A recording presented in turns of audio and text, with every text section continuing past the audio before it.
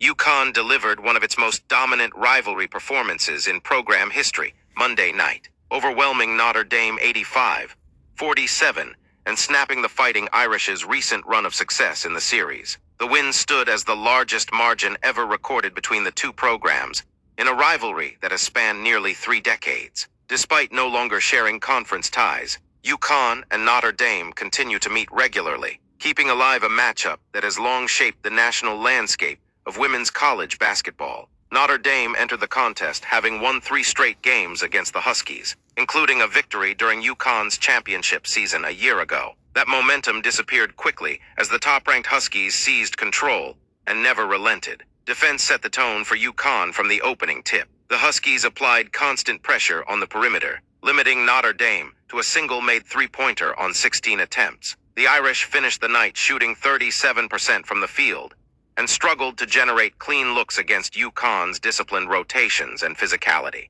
A major focal point of Uconn's defensive game plan was slowing down junior guard Hannah Hidalgo, one of the nation's leading scorers. Hidalgo, who entered the matchup averaging 25 points per game, was held well below that mark, finishing with 16 points on inefficient shooting. With her rhythm disrupted, Notre Dame found it difficult to sustain offensive possessions. Senior guard Cassandra Prosper provided some resistance, scoring 12 points, but her output came on lower efficiency than her season average. Beyond Prosper, the Irish failed to find consistent secondary scoring, as no other player reached double figures. Rebounding also tilted heavily in Uconn's favor, preventing Notre Dame from extending possessions or creating second-chance opportunities. Uconn's offense was not flawless from the outside, as the Huskies converted just 6 of 25 attempts from 3-point range. However, they dominated nearly every other area of the game. Uconn held a significant edge on the glass, out-rebounding Notre Dame 39-24,